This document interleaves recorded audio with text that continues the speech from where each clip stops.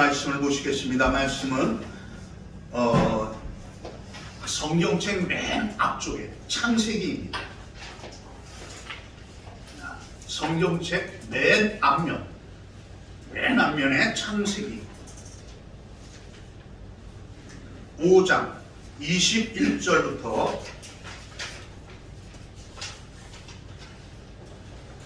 24절 말씀까지입니다.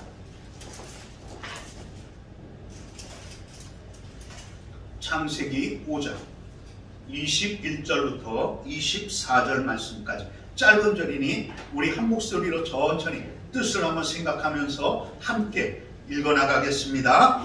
에녹은 65세에 무드셀라를 낳고 무드셀라를 낳은 후 300년을 하나님과 동행하며 자녀들을 낳았으며 그는 365세를 살았더라.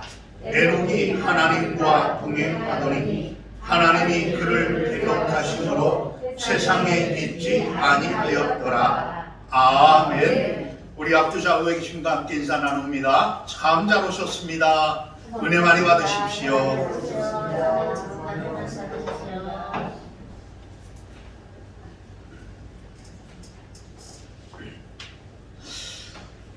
이제 성경책을 내려놓고 이제 저를 보시면 될 것 같아요. 이제 성경책은 안 보셔도 되고 제가 다 할 테니까 저만 쳐다보시고 은혜 받으시기를 바랍니다. 성경책 창세기를 보게 되면 이 창세기라고 하는 것은 시작의 책이에요. 시작이 한다라고 해서 창세기라고 말을 합니다. 그러면 이 창세기를 제가 설교를 하면서 지금까지 몇 사람의 인물을 여러분들과 함께 은혜 나누었습니다. 아담과 하와, 그리고 가인과 아벨, 이 4명의 인물을 통하여서 함께 은혜를 나누었습니다. 그렇다면 오늘은 에녹이라고 하는, 우리가 본문에 읽었던 에녹이라고 하는 한 인물을 통해서 함께 또 은혜 나누어 가기를 소원합니다. 자, 동자승들이 생활을 하는 절 앞에, 그 절 바로 옆쪽에 한 교회가, 아담한 교회가 지어져 있었습니다. 그래, 이 동자승들은 교회에서 흘러나오는 복음성가를 너무너무 좋아했어요. 왜냐하면 교회 방송실에다가 24시간 이렇게 찬양을 틀어놓고 밖에다가 스피커를 설치해놓고 조용하게 날마다 복음성가를 켜놓았기 때문입니다. 이렇게 켜놓다 보니까 늘 24시간 그 복음성가가 흘러나왔던 거죠. 그런데 이 동자승들이 24시간 왔다 갔다 하다 보니까 복음성가를 들을 거 아니겠습니까? 듣다가 보니까 그 중에서도 가장 좋아하는 찬양이 있었어요. 그 찬양이 무엇이냐면 바로 다른 것이 아니라 예수님 찬양을 너무너무 좋아했습니다. 예수님 찬양. 그 예수님 찬양, 예수님 찬양, 예수님 찬양, 예수님 찬양 합시다. 할렐루야 하는 그 찬양을 너무너무 좋아했던 거예요. 그러다 보니까 이 동자승들도 자기도 모르게 과은샘보살 이것을 갖다가 그 복음성가 예수님 찬양하는 거기에다가 붙여가지고 흥얼흥얼 하는 것입니다. 그러자 어느 날 주지 스님이 그 동자승들을 모아놓고 말을 합니다. 얘들아, 도저히 안 되겠다. 누가 교회에 가서 제발 찬송가, 그 찬송가를 틀지 좀 못하게 좀 말 좀 하고 오면 좋겠다. 누가 갈 수가 있겠느냐라고 물었어요. 그랬더니 어느 누구도 나서지는 않습니다.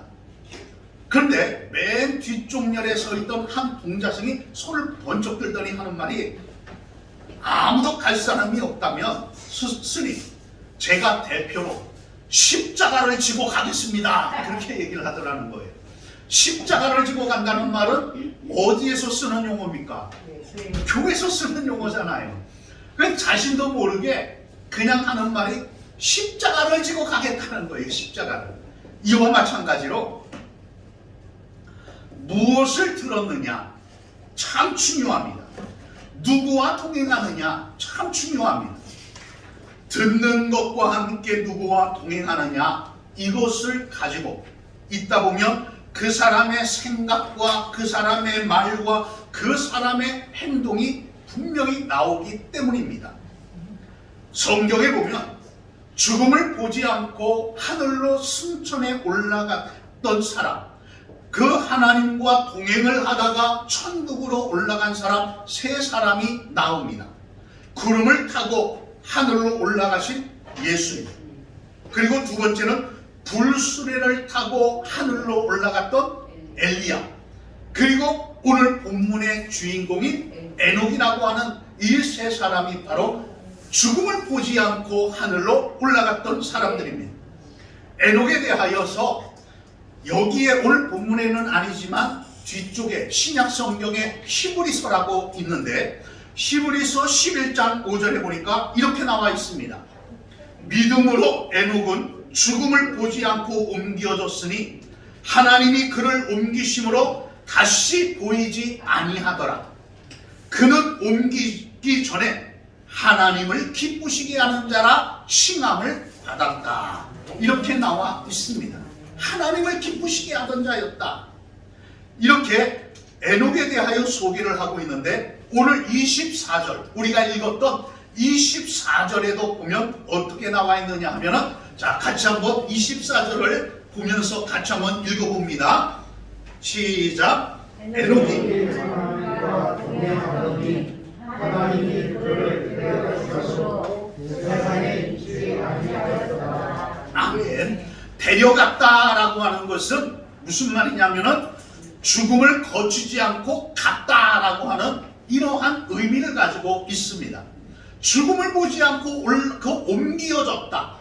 여기에 있던 사람이 죽어서 이쪽으로 옮겨져야 되는데, 여기에 있던 사람이 죽음을 보지 않고 이쪽으로 옮겨졌다. 바로 우리에게 있어서 죽음이라고 하는 것을 통해서 죽음을 받았을 때에 우리가, 우리의 영이, 우리의 육신이 결국에는 어떠한 지옥이든 천국이든 옮겨져야 되는데, 이 세 사람은 죽음을 보지 않고 천국으로 옮겨졌다라는 말입니다. 어찌됐든 에녹이라고 하는 이 사람은 죽음이라고 하는 과정을 통과하지 않고 천국으로 직행한 특별한 사람입니다. 그야말로 전설적인 사람이라고도 할 수가 있겠지요. 그 비결이 무엇이었을까? 바로 이 에녹이라고 하는 사람을 통해서 저와 여러분들이 함께 오늘 은혜를 나누기를 원합니다.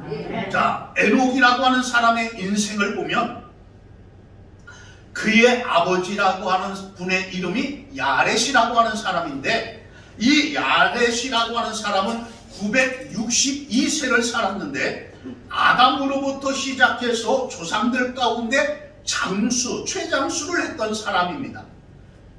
962세.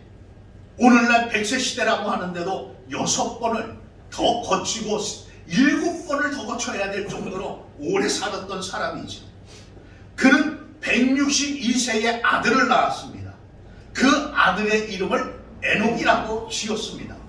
에녹, 받쳐진 자, 전수자, 선생이라고 하는 의미를 가지고서 너가 좀 이런 사람이 되었으면 좋겠다라고 하는 의미를 가지고 이런 이름을 지었습니다. 아마도 신실한 믿음의 소유자로서 하나님과 동행하는 그 모범적인 신앙의 전수자가 좀 되었으면 좋겠다. 신앙의 전수를 받은 자, 너의 자녀들에게도 신앙을 전수해 줄 수 있는 자가 되었으면 참 좋겠다라고 하는 의미를 가지고 그 이름을 지었단 말입니다.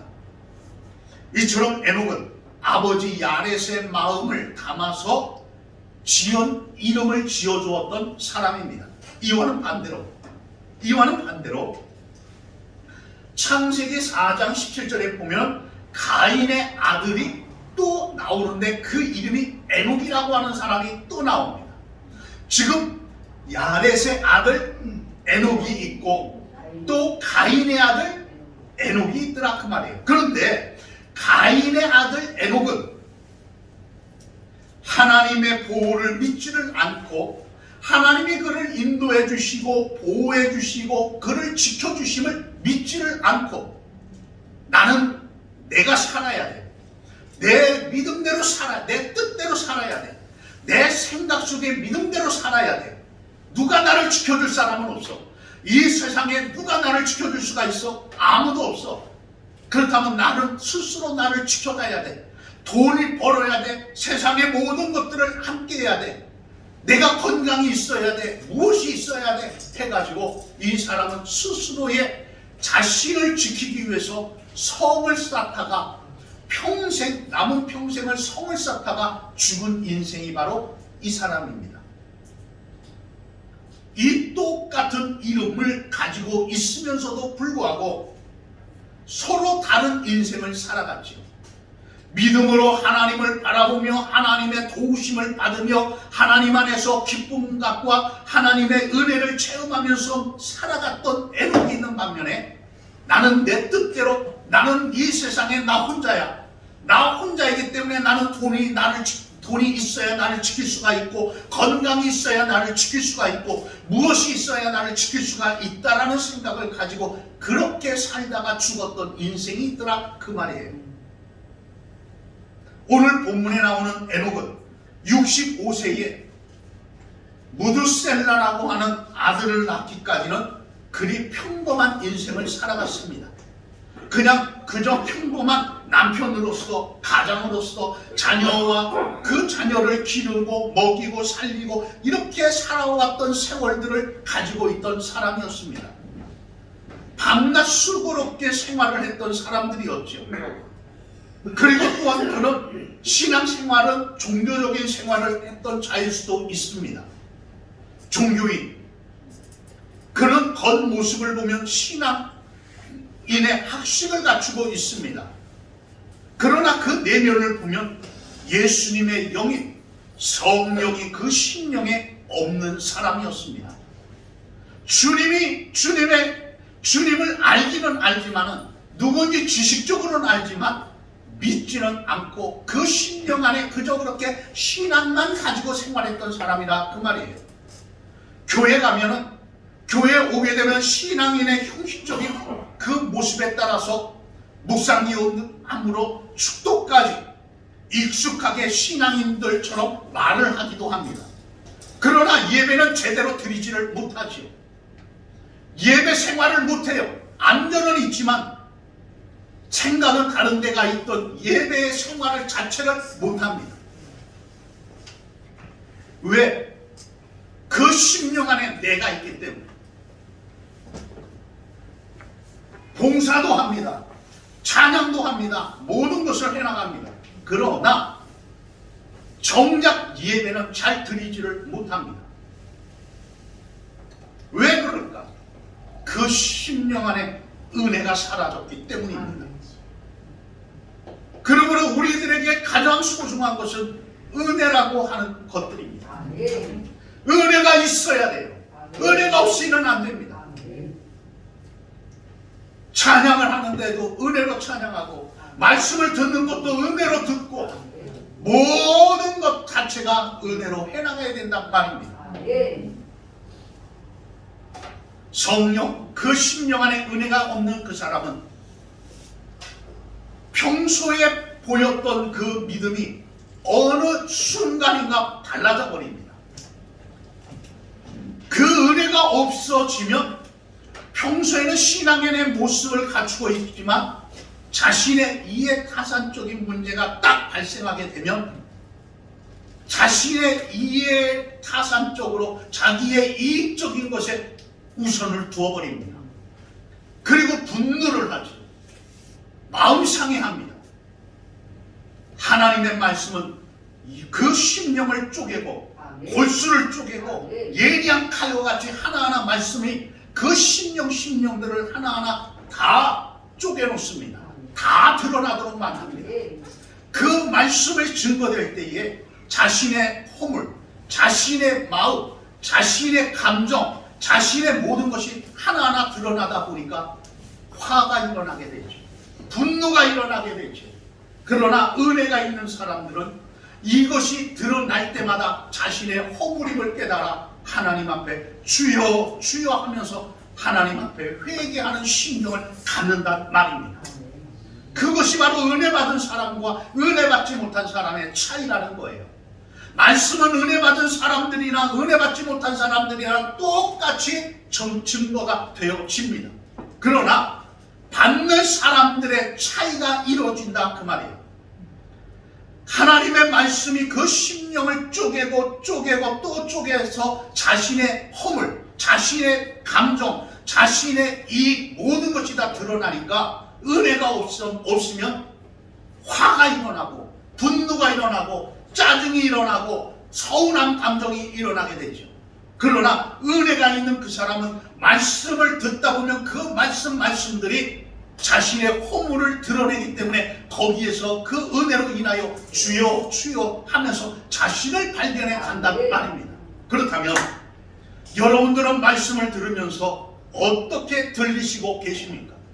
나의 허물이 들립니까? 나의 부족이 들립니까? 아니면 나의 어떠한 위로하심이 들립니까? 어떻게 들리고 계십니까? 바로 은혜라고 하는 것이 이러한 차이를 만들어낸단 말입니다.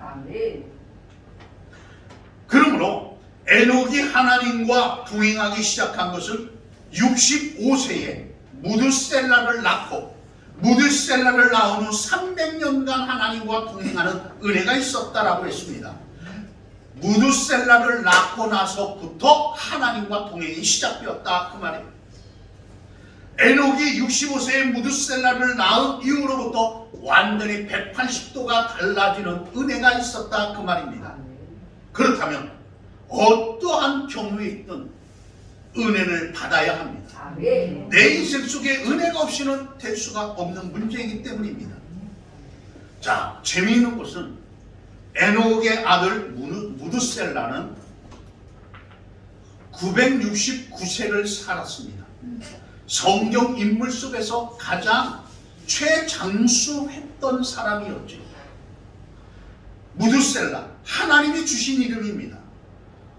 성경에는 없지만 세월을 거쳐서 유대 랍비들의 전승을 보게 되면 무드셀라라고 하는 그 이름의 뜻은 그가 죽으면 심판이 임한다라고 하는 의미를 가지고 있답니다.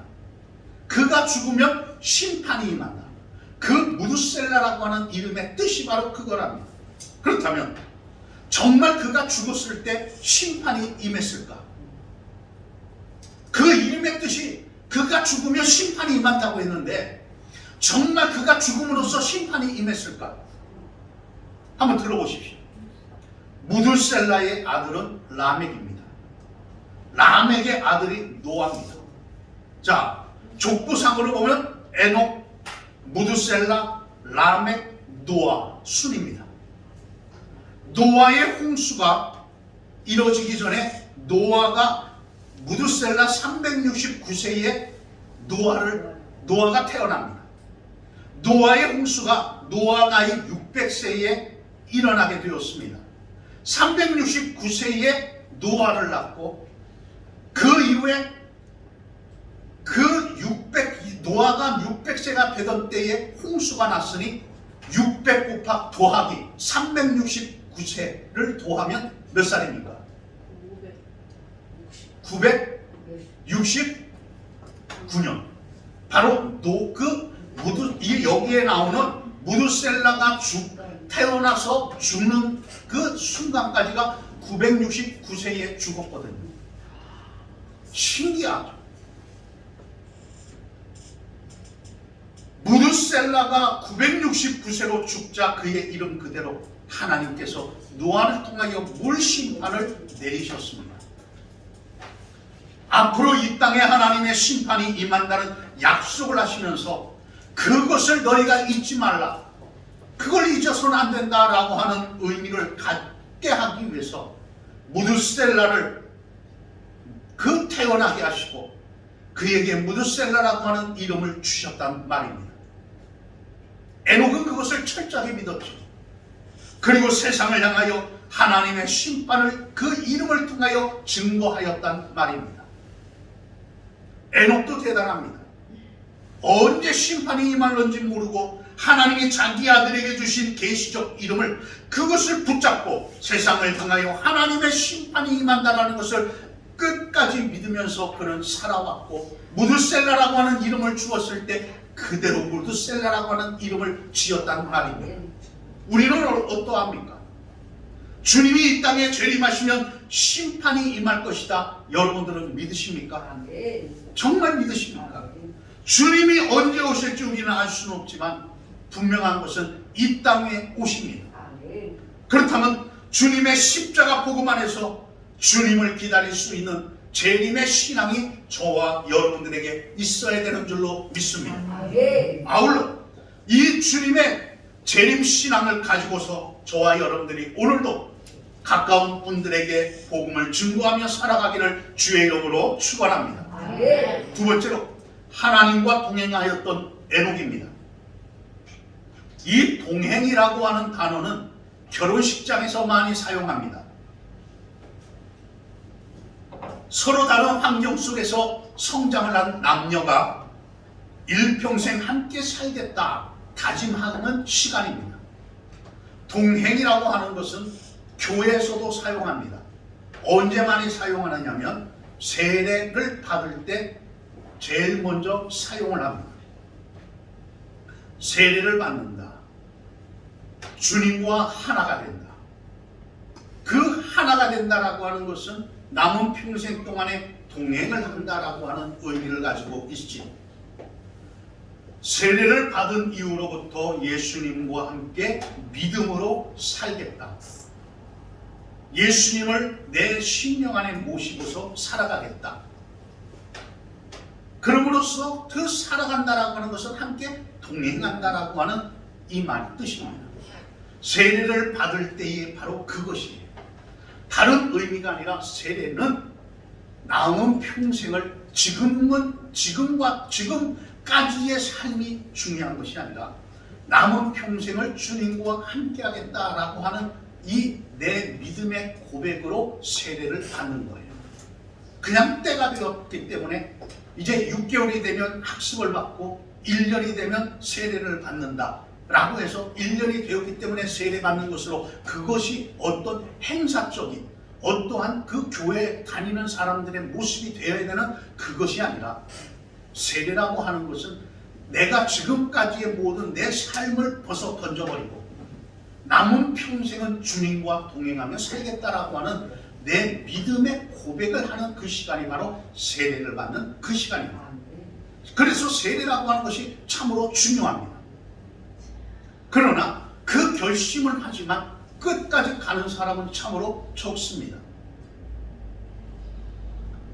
항상 우리들에게 있어서 주님과 항상 동행할 수 있다라고 하는 것은 축복입니다.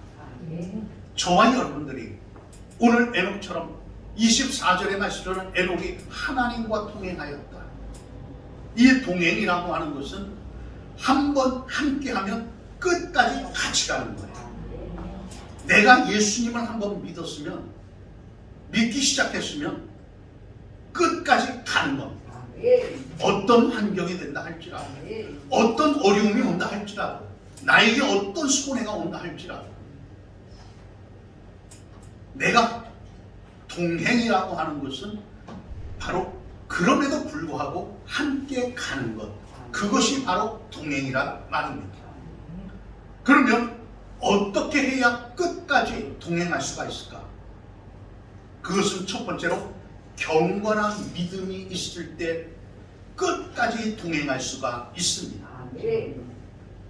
그 경건한 믿음이 있을 때 동행할 수가 있다. 오늘 22절에 바로 그거지. 300년을 하나님과 동행하였다. 믿음이 있었기 때문에 동행할 수가 있었지요. 동행한다라고 하는 이 뜻에는 세 가지 의미가 담겨져 있습니다. 동행을 하려면 방향이 같아야 돼요. 나는 이쪽 방향으로 가고 너는 이쪽 방향으로 가고 싶어 할 때는 동행을 할 수가 없잖아요. 같은 방향으로 걸어갈 때 동행이 이루어지는 겁니다. 주님이 원하시는 그 방향으로 함께 갈 때, 걸어갈 수 있을 때 동행이 이루어진다 그 말이에요. 두 번째로 생각과 뜻이 같을 때 동행이 이루어지는 겁니다. 내 생각과 뜻이 같아야만 동행이 이루어져. 네 생각, 내 생각이 다르면 동행이 될 수가 없습니다. 세 번째로서는 행동이 같아야 합니다. 방향이 같고 생각이 같고 행동이 같아야 된다 그 말이에요. 결론적으로 무슨 일이 일어난다 할지라도 동질성이 있어야만 끝까지 갈 수가 있습니다. 남은 평생 정말 주님과 동행하기를 주의 이름으로 축원합니다. 주님과 동행, 방향을 같이 가고 생각을 같이 하고 행동을 같이 하면서 남은 평생 정말 주님과 함께하기를 원합니다. 바로 그 동행할 수 있는 것은 철저한 신뢰의 믿음이 있을 때 동행이 이루어지는 거예요. 에녹의 이러한 경건한 믿음은 하나님 앞에서 끝까지 변함이 없는 믿음이었음을 믿으시길 바랍니다. 두 번째로서는 일상생활이 충실하면서 동행을 합니다. 참 중요한 말이죠. 일상생활에서 충실하면서 동행한다. 에녹은 무드셀라를 나오는 300년 동안 그 하나님과 동행을 하면서 무엇을 했느냐? 자녀를 낳았습니다. 일상생활을 해나갔습니다. 에녹의 후손 중에는 방주를 준비하면서 물로 심판 때 구원을 받은 바로 노아가 있습니다. 믿음의 조상 아브라함도 있습니다. 하나님의 마음에 합당한 다윗 왕도 있습니다. 우리를 죄에서 구원하시는 예수님이 에녹의 후손으로 탄생하셨습니다. 그렇다면 우리 기독교는 금욕주의는 아닙니다. 우리 기독교는 금욕주의가 아니에요. 일상생활을 등한히 하는 그런 금욕주의가 아닙니다.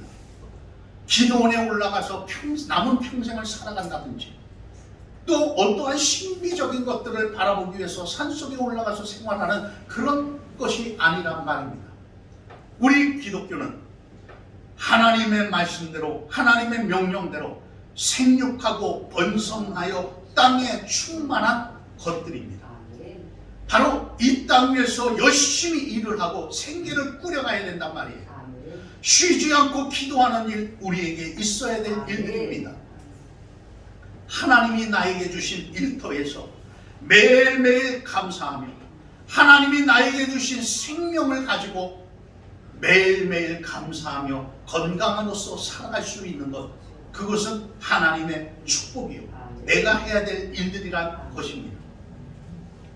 편협적인 생각 또한 극단적인 생각 하나님은 기뻐하시지 않습니다. 극단적인 생각 갖지 마십시오. 아무리 세상이 어렵고 힘들다 할지라도 극단적인 생각, 그것은 하나님의 기쁨은 절대 될 수가 없습니다.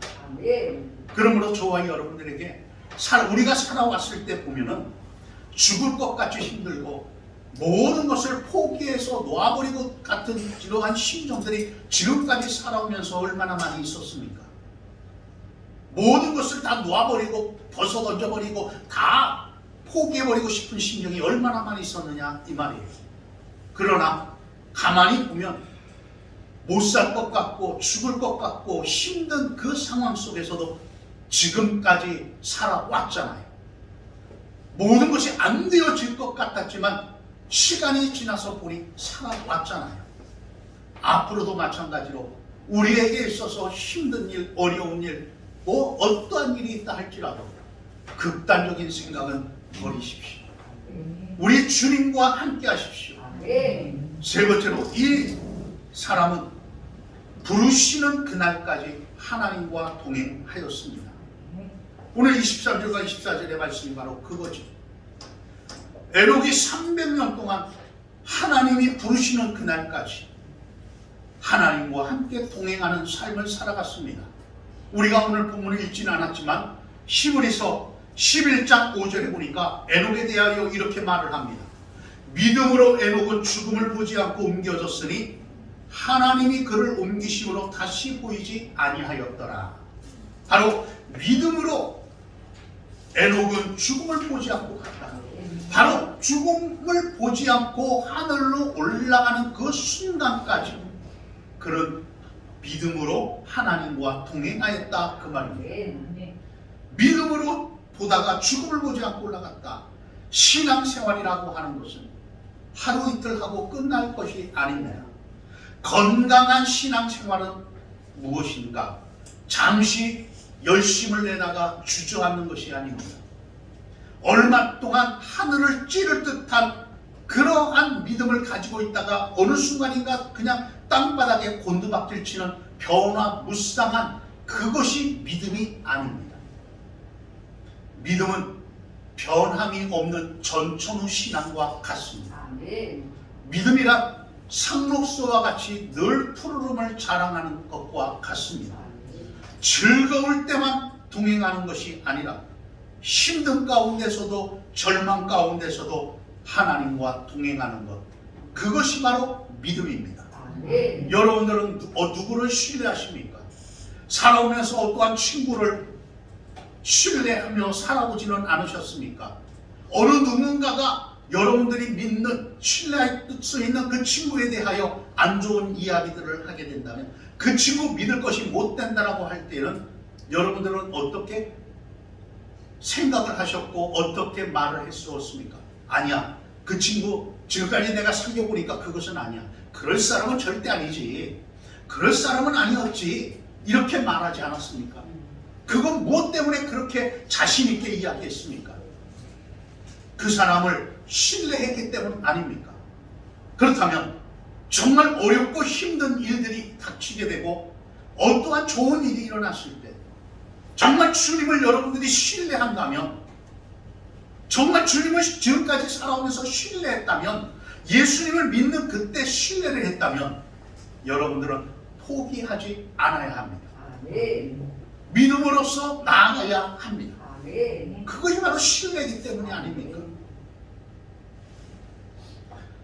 심슨이라고 하는 한 분은 그 에녹의 믿음을, 그 성경 이 구절을 읽다가 은혜를 받았어요. 은혜를 받고 어떻게 해야 될까 하다가 결국에 하나의 찬송가 시를 썼습니다. 그것이 몇 장인가? 우리가 잘 알고 있는 찬송가 430장입니다. 4절의 가사를 보면 이렇게 나오죠. 옛 선지자 에녹같이 우리들도 천국에 들려 올라갈 때까지 주와 함께 걷겠네. 한 걸음 한 걸음 주 예수와 함께 날마다 날마다 우리 걸어가니. 바로 이 찬송가 가사를 썼습니다. 세상에 이런 일이라고 하는 프로그램 여러분들 한 번씩은 다 보신 줄 압니다. 머리가 두 개를 가지고 태어난 동물의 이야기가 나온 적이 있습니다. 이들의 문제는, 이 동물들의 문제는 머리가 두 개를 가지고 태어나다 보니까 가끔 가다가 자신이 원하는 방향으로 가려고 하다가 가지를 못하고 그냥 제자리에 머물러 서 있든지, 때로는 서로 가려고 하다가 다리가 미끄러져서 그냥 넘어지는 이런 일이 종종 일어난답니다. 왜 그러느냐? 이 머리가 두 개다 보니까 생각이 두 가지예요. 나는 이쪽으로, 너는 이쪽으로, 나는 이걸 앞으로, 나는 뒤로. 바로 자기가 원하는 생각을 가지고 가기 때문에 거기에서 항상 가끔가다 문제가 발생해서 앞으로 나아가지도 못하고 때로는 넘어질 때가 참으로 많더라는 거지. 여러분, 정말 우리의 인생 속에 주님이 우리의 머리가 되심을 믿으십니까? 주님과 같은 방향으로 걸어가고 계십니까?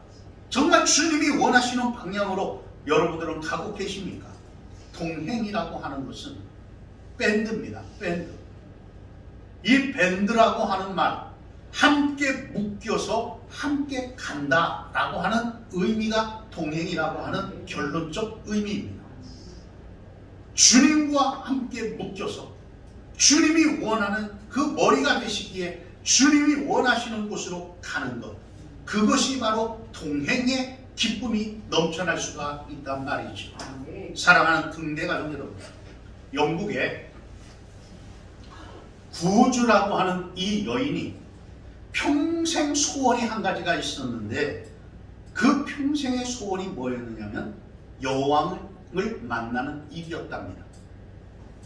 평생의 소원을 가지고 살아가다가 어느 날 그 여인의 소원이 이루어지게 되었어요.